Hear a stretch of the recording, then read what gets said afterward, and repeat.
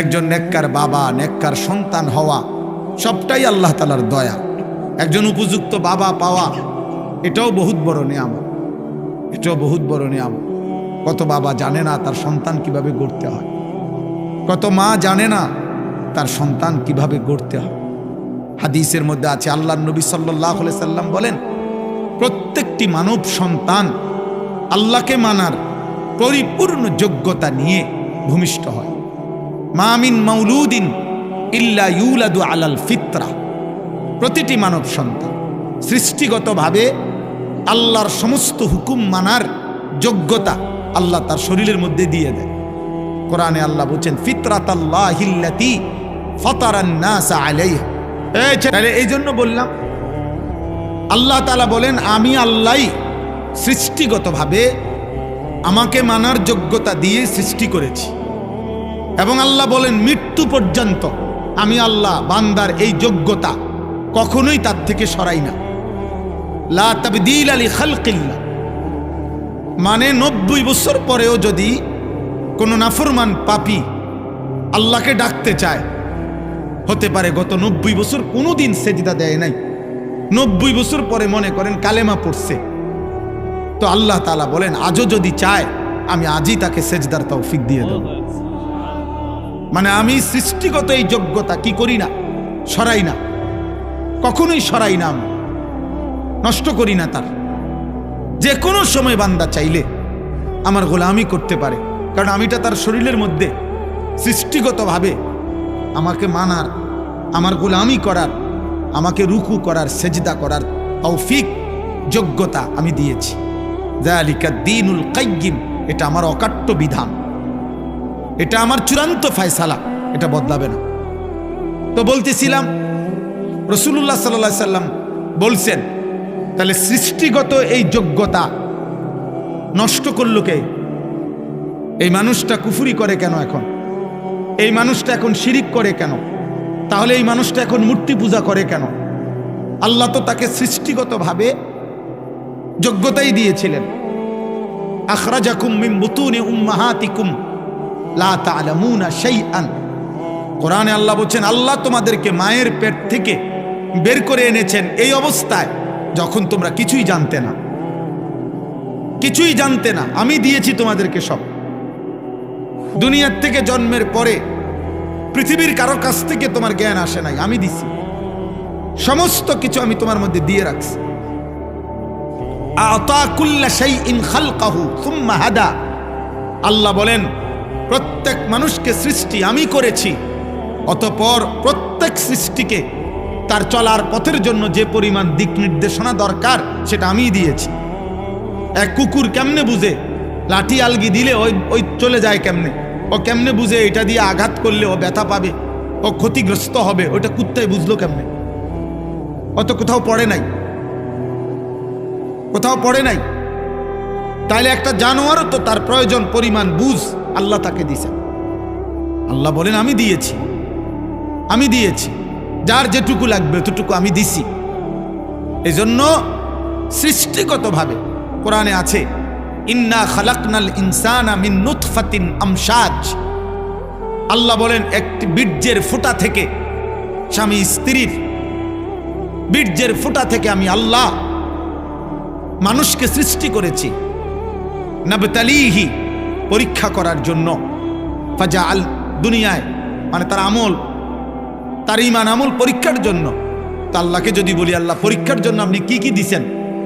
ফাজাআলনাহু সামিআন বাসীরা, আমি কান, চোখ, সারা অঙ্গ আমি আল্লাহ পরীক্ষায় উত্তীর্ণ হওয়ার মতো যোগ্যতা দিয়েই সাজিয়েছি, সাজিয়েছি।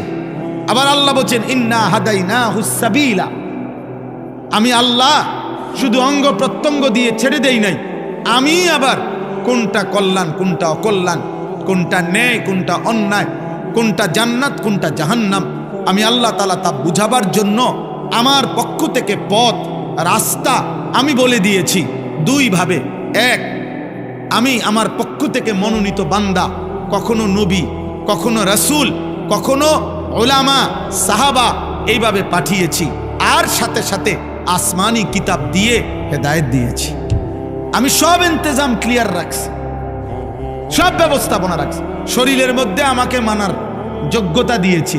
আমার এই কথাটা বুঝছেন? আল্লাহ আমাদেরকে আল্লাহর হুকুম মানার শারীরিক কি দিয়েছেন? যোগ্যতা দিয়েছেন। আবার সাথে সাথে বুঝাইয়া বলার জন্য, কি করতে হবে তা বলার জন্য, বুঝানোর জন্য দুটা জিনিস দিছেন। একটা হলো মানুষ, মানে নবী, রাসূল, উলামা, উনাদেরকে দিছেন। আরটা হলো কিতাব, আসমানি কিতাব দিছেন। তো এরপরে তাকে নষ্ট করে কে? তারে বিপদগামী করলো কে? সব কিছু থাকার পরেও আল্লাহর কিতাব আছে, বুঝানোর মতো মৌলানা আছে, ওলামা আছে। শরীরের মধ্যে রুকু করার, সেজদা করার যোগ্যতা আমাদের শরীরে আছে কিনা বলেন? একটা কোমর যদি না বাঁকা হয়, নাই বাঁকা হইতো তো আল্লাহ রুকু করতে বলতো? সেজদা আমরা যে করতে চাইলে আমাদের সেজদা করার যোগ্যতা আছে আমাদের শরীরে? কথা বলে না? আছে? আছে, অবশ্যই আছে। কিন্তু একটা কুকুরকে বলেন, একটা ছাগলকে বলেন যে তাকবীরে তাহরিমা বাঁধো, বলে সম্ভব? তার জন্য তার মধ্যে সৃষ্টিগত এই যোগ্যতা আছে। একটা গাছকে বলেন যে তুমি রুকু করো, তার মধ্যে এই যোগ্যতা আছে? নাই। আমাদের মধ্যে আল্লাহ তাআলা সৃষ্টিগতভাবে যোগ্যতা দিয়েছেন, বুঝাইয়া বলার জন্য নবী, রাসূল, উলামা দিয়েছেন, বুঝবার মতো কিতাব দিয়েছেন। অতঃপর তাকে নষ্ট করে কে? যারা যারা তাকে নষ্ট করে এর মধ্যে অন্যতম একটা হলো বাবা মা। এই কথাটা বলার জন্য বলছি। আরো আছে নফস, শয়তান, অসৎ বন্ধু, কিন্তু একটা হলো পিতামাতা। নবীজি বলছেন ফাআবাওয়াহু, ফাআবাওয়াহু, সরাসরি হাদিস। আল্লাহর নবী বলেন আমার এই সৃষ্টিগত আমাকে মানার যোগ্যতাটা নষ্ট করে দিল কে? নবীজি বলেন তার বাবা মা। তার বাবা মা ইউহাব্বিদানিহি, তাকে ইহুদি বানিয়ে দিল, আও ইউনাসসিরানিহি, তাকে খ্রিস্টান বানিয়ে দিল, আও ইউমাজ্জিসানিহি, তাকে অগ্নি পূজক বানিয়ে দিল। আপনার ঘরে হিন্দি সিরিয়াল চলে, আপনার ঘরের টেলিভিশনের মধ্যে হিন্দি সিনেমা চলে। হিন্দি সিনেমার প্রত্যেকটার মধ্যে দুইটা জিনিসকে বিশেষভাবে দেখানো হয়। এক জিনিস মনে রাখবেন, হিন্দি সিনেমার মধ্যে অগণিত হিন্দি ছবির মধ্যে অহরহ হিন্দুদের ধর্মীয় পূজা অর্চনা, উপাসনা, মূর্তির দেবতার পূজা। তাইলে আপনার মুসলমানের মা, মুসলমানের ঘরওয়ালা বাবা, সে তার ছেলে মেয়ের জন্য যা ইন্তজাম করলো, সে প্রকাশ্যে ঘরের মধ্যে দেখে মূর্তি পূজার মহড়া। তাইলে তাইলে আপনি তাকে দেখাইলেন, ওই বাচ্চা বুঝ হওয়ার পর থেকে দেখলো যে সে, আপনি সিগারেট খান, প্রতি মুহূর্তে আপনার মুখের সামনে দিয়ে ধোঁয়া বাইর হয়, আগুন বাইর হয়। আপনার বিড়ি সিগারেটের প্রত্যেকটার মধ্যে মুখে আপনার আগুন থাকে। তো বাচ্চা দেখে আগুন হইল আমার বাবার ধর্ম, আমার বাবার ধর্ম, আমার দাদার ধর্ম হইল আগুন, অতএব আমার প্রিয় জিনিস হওয়া উচিত আগুন। তো আগুন এটা প্রতীক, এটা তো মূর্তি পূজক, আগুন পূজারীর, এটা তো ইমানদারের প্রতীক হইতে পারে না। আপনি সন্তানকে কি শিখাইলেন? আপনি কি শিখাইলেন বলেন? তাইলে এই জন্য এটা বোঝা উচিত, পিতা মাতার খামখেয়ালি আহা সন্তান বরবাদ করে দেয়। হাসরের ময়দানে, হাসরের ময়দানে ওই মা বাপ, ওই অভিভাবক যাদের কারণে তাদের অনুসারীরা, অনুগতরা, সন্তানরা জাহান্নামী হবে, খোদার কসম তারা যে যার কারণে জাহান্নামী হইছে, যাকে দেখে, যাকে অনুসরণ করে, আল্লাহর কসম সে তাকে ডাক দিবে, আল্লাহকে বলবে আল্লাহ আমার আব্বারে দেখতে চাই, আমার ওই নেতাটারে আমার একটু দরকার, আমার ওই দোস্ত তারে আমার একটু দরকার, আমার মাকে আমার একটু দরকার। আমি নিজ চোখে দেখছি, আমার এই দুই চোখে দেখছি, মাজারে রাস্তার থেকে দাঁড়াইয়া আমি দেখছি মহিলা তার 6 বছরের বা 8 বছরের বাচ্চাটাকে সাথে নিয়ে মাজারের মধ্যে সেজদা দিতেছে। মহিলা বাচ্চাটা দিতে চায় না, মহিলা এমনি মাথাটা জাঁতা দিয়া, চাপ দিয়া বাচ্চাটাকে সেজদা করেছে। হায় মা, তুই কি করলি? তুই মা করলিটা কি? তুই তোর ছেলেটাকে মুশরিক বানায় দিবি? আল্লাহ তাআলা যার রক্তে ঈমান দিছিলেন, যাকে সৃষ্টি লগ্নে আল্লাহ ঈমানের নিয়ামত দিয়ে দিছিলেন, আল্লাহকে মানার, তুই মা তাকে মুশরিক বানায় দিলি। মা কি করলা? মা তুমি ছেলেটাকে কি করলা? তুমি সুদের টাকা নিয়ে ছেলে মানুষ করছেন কেন? আপনি বুঝের ছেলে বুঝে না? বর্তমান সময়টা তো এমন, এখন আরো বেশি। 4 বছরের বাচ্চা যা বুঝে, আগের দিনে 40 বছরের ব্যাড হইতো এত বুঝতো না। 5 বছরের বাচ্চা পৃথিবী এখন যা বোঝে, 50 বছরের বুড়া বিয়াও দুনিয়া এত বুঝে না। অতএব আমাদের এই সচেতনতা ভীষণ দরকার। আপনারা গ্রামের মানুষ বলে, আপনারা গ্রামের মানুষ এই সমস্ত নয়সয় কথা বলে খামখেয়ালি করেন না বাপ। আমি অনুরোধ করছি, এই বাপ, গ্রামে থাকেন আর শহরে থাকেন, সম্পদ কম থাকুক আর না থাকুক, অভাবে থাকেন আর প্রাচুর্যে থাকেন, মৃত্যু আসবেই, কবরে যেতে হবেই, আখেরাতে মুখোমুখি আল্লাহর হতে হবেই, আল্লাহর মুখোমুখি হতে হবেই, মালাকুল মউত আমাদেরকে নিয়ে যাবেই। এই আমি আপনাদের সামনে কোরআনুল কারীমের যে আয়াতগুলো পড়ছি, এই আয়াতগুলো আমি একটু ব্যাখ্যা পরে করতেছি, আগে তর্জমাটা শুধু শোনেন, তাইলে আপনি বুঝবেন। শুধু অনুবাদটা শোনেন আল্লাহ কি বলেন। আমি এখানে 21 নম্বর পারা কোরআনুল কারীমের 32 নম্বর সূরা, এই সূরাটার নাম সূরায়ে সাজদা। এই যে আমরা যে সেজদা দেই, বুঝেন নাই? এই সূরার নামে সেজদা। এই সূরার 4টা আয়াত, 11, 12, 13, 14, এই 4টি আয়াত পড়ছি এই মাত্র শুরুতে। আগে 4টা আয়াতের তর্জমা শুনেন। এই 4টা আয়াতে আল্লাহ তাআলা কি বলতেছে শুনতেছেন আপনারা সবাই? দোস্ত, বুট খাইও না, মাঝখান দিয়ে কেউ বুট বাদাম খাইও না।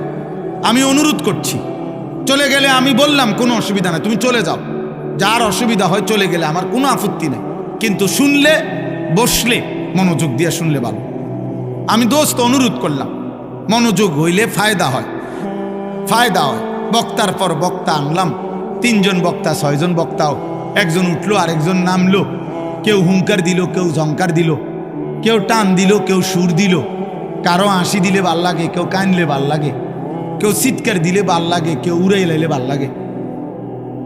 এই সমস্ত দিয়ে হবে না আব্বা, এর কোনো ফায়দা নাই, এটা কোনো বিষয় না বাবা। বিষয় হলো আমি উপলব্ধি, আত্ম উপলব্ধি। আহা, আমি কে, আমি কি করছি, আমি কোত্থেকে আসলাম, আমার কি করা উচিত, আমি যাব কোথায়, প্রতিনিয়ত মানুষগুলো কই যাচ্ছে, আমার বাবা কই গেলেন, আমার দাদা কই গেলেন, আমার চাচা মামা ফুফা খালুরা কই গেলেন, আমার জ্যাঠারে আমি 1 সপ্তাহ আগে দেখা গেছি, 1 সপ্তাহ পরে দেখছি জ্যাঠা নাই। জানাজা আমি পড়াইছি, জানাজার আগে আমি জ্যাঠার কবরের দিকে তাকাইছি, কবর তখন খালি, কবরে তখনও রাখে নাই আমার জ্যাঠাকে। আমি আমার বাড়ির কবর, তো কবরের দিকে তাকায় দেখা কিছুক্ষণ তাকায় থাকছি, আর আমি মনে হয় যেন শুনতেছি যে কবর আমারে বলে, আনিস, আমার থেকে কয়টা মাটি আমি তোমার জ্যাঠারে বানাইতে দিছিলাম, আজ আমার মাটি আমি নিয়ে নিলাম।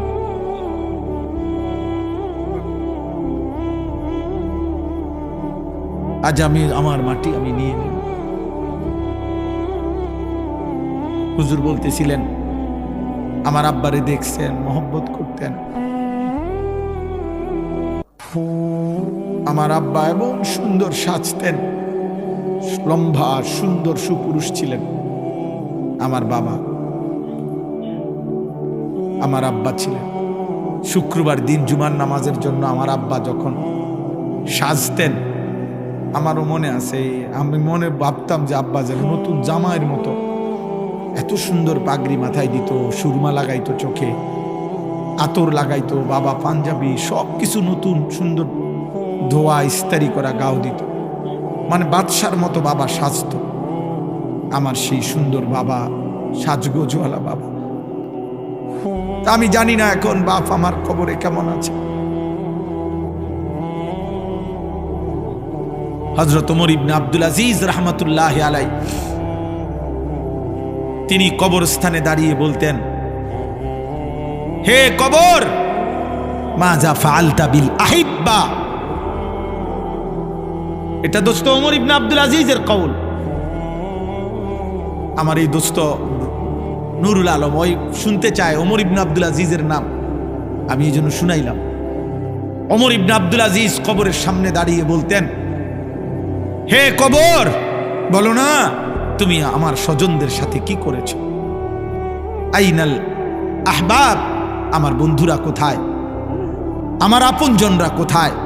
আইনাল আসদিকা, আমার বন্ধুরা কোথায়? আইনাল জুল্লাস, আমি যাদের সাথে বসতাম তারা কোথায়? আইনাস সাম্মার, আমি যাদের সাথে রাত জেগে গল্প করতাম আমার সেই আপনজনরা কোথায়? তিনি আবার কাঁদতে কাঁদতে বলতেন যে, হে দুনিয়াবাসী শোনো, কবর আমারে বলতেছে, ওমর ইবনে আব্দুল আজিজ, তোর চাচা মামা ফুফা তোর স্বজন তোর বন্ধুদেরকে আমি মাটি একটা একটা করে অঙ্গ, হাত পাও চোখ নাক কান খুলে খুলে ফেলছি, আমার মাটি আমার সাথে আমি মিশায় ফেলছি।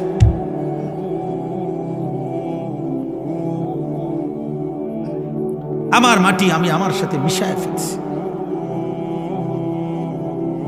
দোস্ত আমার, বন্ধু আমার, প্রিয় নওজোয়ান, তুমিও থাকবা না আমিও থাকবো না, তুমিও থাকবা না আমিও থাকবা না। উনিও ছিলেন, এখন নাই। আল্লাহ তাআলা বলেন, শুনেন, এই মৃত্যুর দৃশ্য, আল্লাহর সামনে দাঁড়াবার দৃশ্য, মৃত্যুর মুহূর্তের স্মৃতি অবস্থা আল্লাহ তাআলা এখানে তুলে ধরছেন। এই জায়গা বড় সাংঘাতিক। আমার একজন আপনজন, আমার বিবির বড় ভাই মাওলানা মুফতি উসমান গনি 2-3 দিন আগে আমার সাথে সফরে ছিলেন উত্তরবঙ্গ। তো এক জায়গায় ফজরের নামাজ পড়াইছেন এই 2 দিন আগে। তো ফজরের নামাজে উনি এই আয়াতের এই সাইডটা পড়ছেন। উনি যে সময় পড়ছে নামাজে, তখনই আমার কলিজা ছিঁড়ে গেছে যে হায় মালিক, আপনি কি বললেন? ওইখান থেকে এটা মনে হয়েছে যে আমি আপনাদেরকে শুনাই। আল্লাহ তাআলা বলেন, কুল, হে নবী আপনি বলুন, ইয়াতাওয়াফাকুম মালাকুল মাউতিল্লাযী ওয়াক্কিলা বিকুম, আমি আল্লাহর পক্ষ থেকে আমি যেই ফেরেশতা মালাকুল মউত আজরাইলকে দায়িত্ব দিয়েছি, সেই ফেরেশতা মালাকুল মউত আজরাইল তোমাদের প্রত্যেককেই নির্দিষ্ট সময়ে মৃত্যু দিয়ে দিবে। ইয়াতাওয়াফাকুম, তোমাদের মৃত্যু ঘটাবে, তোমাদের জান কবজ করবে আমার হুকুমে। ঠিক ওই টাইমে আমি রব ফয়সালা দেই, যেই টাইম আল্লাযী ওয়াক্কিলা বিকুম, আমি যাকে তোমাদের মৃত্যু জান কবজের জন্য দায়িত্ব দিয়েছিলাম সে তোমাদের মৃত্যু ঘটাবে। আমি একটু ব্যাখ্যা করব, আগে তরজমা বলি। সুম্মা ইলা রাব্বিকুম তুরজাউন, প্রতিটা মৃত্যুর পরে মালাকুল মউত আজরাইল জান কবজের পরে এরপরে কি হবে? আল্লাহ বলেন, অতঃপর তোমরা সকলেই একমাত্র শুধুমাত্র আমি আল্লাহর কাছেই ফিরে আসবে। ধনী হও গরিব হও, সুস্থ হও অসুস্থ হও, সম্পদশালী হও আর দুর্বল হও, গ্রামের হও আর শহরের হও, বোঝো বা না বোঝো, ইমানদার হও আর বেঈমান হও, আমার কাছে ফিরতে হবে। কার কাছে? সুম্মা ইলা রাব্বিকুম তুরজাউন। তাহলে 2 কথা বলা হইল। 1, হে নবী আপনি বলে দেন তোমাদের প্রত্যেককে আমি আল্লাহর পক্ষ থেকে নির্ধারণ করা মালাকুল মউত আজরাইল জান কবজ করবে, মৃত্যু দেবে, অতঃপর তোমাদের সকলকেই আমি আল্লাহর কাছে ফিরতে হবে, আসতে হবে। গেল এটা। এবার দ্বিতীয় আয়াত, আল্লাহ তাআলা বলেন, ওয়ালাউ তারা ইযিয যালিমুনা নাকিসু রুউসিহিম ইনদা রাব্বিহিম। হায় বন্ধু, আপনি যদি সেই দৃশ্যটা একটাবার দেখতেন, আল্লাহ মহব্বত করে নবীকে বলতেছেন, বন্ধু আপনি যদি ওই দৃশ্য দেখতেন, ওয়ালাউ তারা, যদি আপনি দেখতেন, ইদিল মুজরিমুনা, সমস্ত পাপী, নাফরমান, কাফের, মুশরিক, মুনাফিক, বেঈমান, অবাধ্য, আল্লাহর দুশ্মন, আল্লাহর এক এক হুকুমের লঙ্ঘনকারী, নামাজ নাই, বন্দিগি নাই, ঈমান নাই, সেজদা নাই, গোলামি নাই, হালাল হারামের পার্থক্য নাই, চুরি, ডাকাতি, জিনা, ব্যভিচার, মদ, জুয়া, বেপরদিগি, বেহায়াপনায় জীবন শেষ করছে যারা, আল্লাহ বলেন আপনি যদি এমন একটা একটা পাপীকে আপনি যদি দেখতেন, না কিছু রুউসিহিম ইনদা রাব্বিহিম, প্রত্যেকেই কিভাবে আমি আল্লাহর সামনে নিজেদের মাথা নুয়ে মাথাটা নিচের দিকে দিয়ে দাঁড়িয়ে আছে।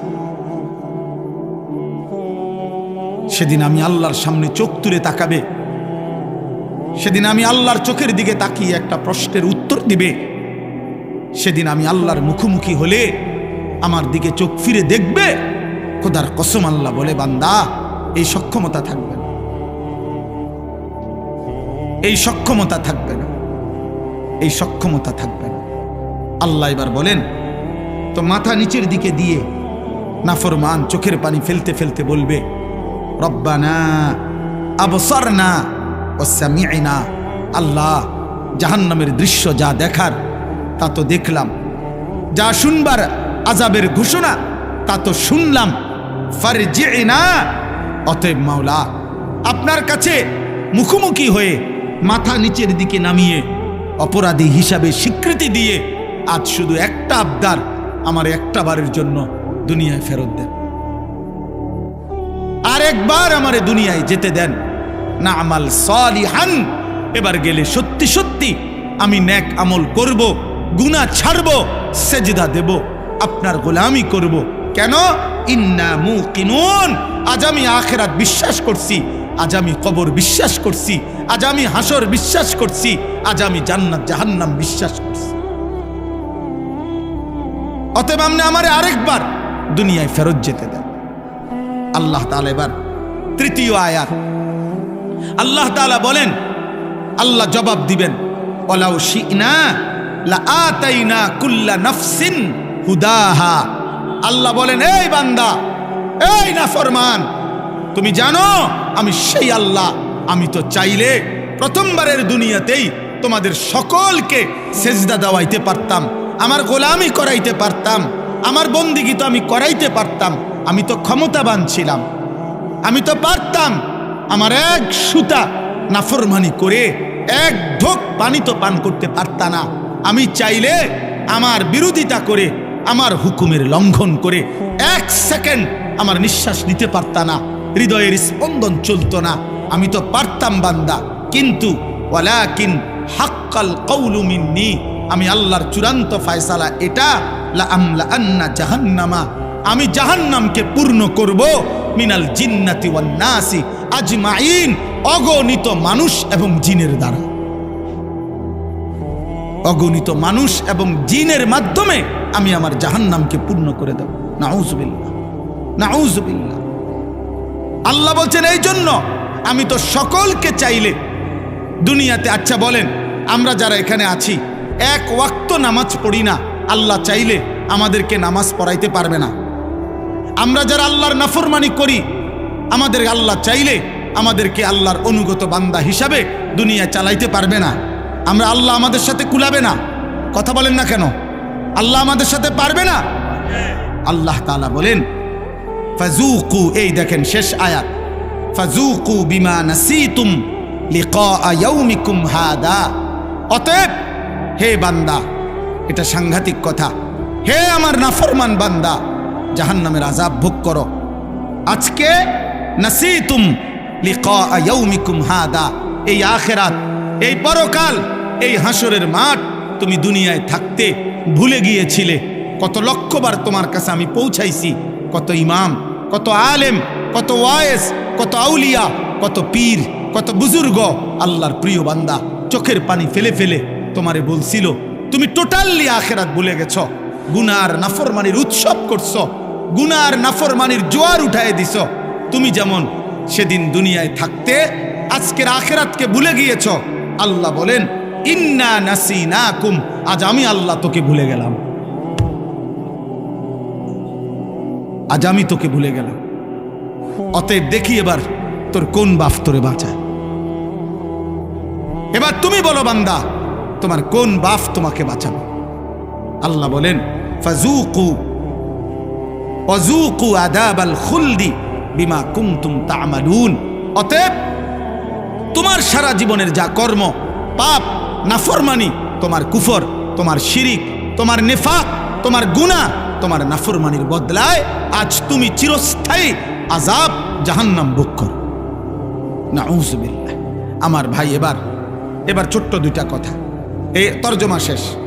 আমি যেহেতু রাত হয়েছে এই জন্য লম্বা করতে চাচ্ছি না, একসাথে আমি তরজমা বলে দিলাম। তাহলে এই আয়াতের মূল বক্তব্য কি? মূল বক্তব্য হলো, প্রথম কথা হলো মালাকুল মউত আজরাইল আমাদের প্রত্যেকের জান কবজ করবে কিনা বলেন?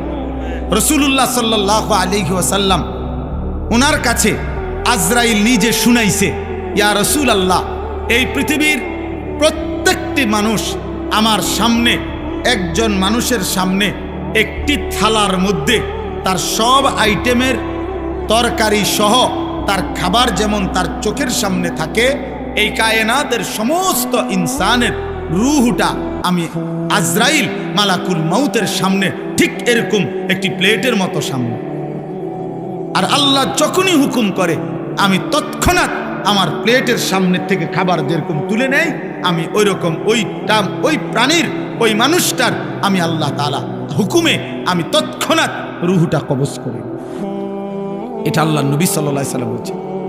2 নম্বরে আল্লাহ নবী সাল্লাল্লাহু আলাইহি ওয়াসাল্লাম বলেন, হে আমার উম্মত, মালাকুল মউত আজরাইল প্রত্যেক মানুষের কাছে যখন জান কবজ করতে আসে, এই জান কবজ করতে আসলে আজরাইল কারো কাছে তাকে না দেখাইয়া জান কবজ করে না। প্রত্যেক ইমানদার হোক নাফরমান হোক, আজরাইল আগে আইসা দাঁড়ায়, এরপরে জান কবজ করে। এ দাঁড়াইবার সময় হাদিসের মধ্যে আছে, মালাকুল মউত আজরাইল যখন এসে দাঁড়ায়, তো নাফরমান আর পাপী তার সামনে আজরাইল যখন দাঁড়ায়, এতটা বিভৎস, এতটা কুৎসিত, এতটা জঘন্য, ভয়ানক আগুনের লেলিহান শিখাওয়ালা আকৃতি নিয়ে দাঁড়ায়। তাফসিরে আছে, ইব্রাহিম আলাইহিস সালাম জীবনে একবার আজরাইলের নাফরমানের সামনে কেমনে দাঁড়ায় এই আকৃতিটা একবার দেখতে চাইছিলেন। আজরাইল দেখাইছেন, ইব্রাহিম আলাইহিস সালাম চিৎকার করে বেহুশ হয়ে গেছেন। আর হুঁশ আসার পরে ইব্রাহিম নবী বলছেন, হে মালাকুল মউত, খোদার কসম, জাহান্নামের আযাব লাগবে না, কবরের আযাব লাগবে না। তুমি মালাকুল মউতের এই ভয়ঙ্কর দৃশ্য কোনো নাফরমান পাপী, কোনো মুশরিক বেঈমান একবার দেখলেই তার সারা জিন্দেগীর গুনার শাস্তির জন্য এটাই যথেষ্ট, এটাই যথেষ্ট, এটাই যথেষ্ট। আজকে যুবক ভাই, আজকে বয়স্ক বাবা, আপনারা আমরা সবাই খামখেয়ালি করছেন। আমার কাছে কিতাব আছে, কিতাবে লিখছে ঈসা আলাইহিস সালাম নূহ নবীর একজন বংশধরকে কবর থেকে উঠাইছিলেন। কবর থেকে উঠাবার পরে ঈসা নবী উনার বংশধরকে জিজ্ঞেস করছে, হে নূহ নবীর বংশধর, আপনি দুনিয়ার মধ্যে কতদিন হায়াত পাইছেন? তখন ওই নূহ নবীর বংশধর বলছে 450 বছর। তখন ঈসা আলাইহিস সালাম জিজ্ঞেস করছে, এই 450 বছরের ভিতরে আপনার চুল দাড়ি সাদা হইছে কোন দিন, কত বছর বয়সে? নূহ আলাইহিস সালামের বংশধর বলছে, হে ঈসা নবী, আল্লাহর কসম 450 বছর পর্যন্ত আমার একদিন, 1 সেকেন্ডের জন্য চুল দাড়ি কোনোদিন সাদা হয় নাই। 450 বছরে কালো ছিল। কিন্তু খোদার কসম, মালাকুল মউত আজরাইল যখন জান কবজ করে, জান কবজের ওই কয়েক সেকেন্ড রূহ কবজ করার কষ্ট আর যন্ত্রণায় আমার 450 বছরের কালো চুল দাড়ি নিমিষেই সাদা হয়ে গেছে, নিমিষেই সাদা হয়ে গেছে।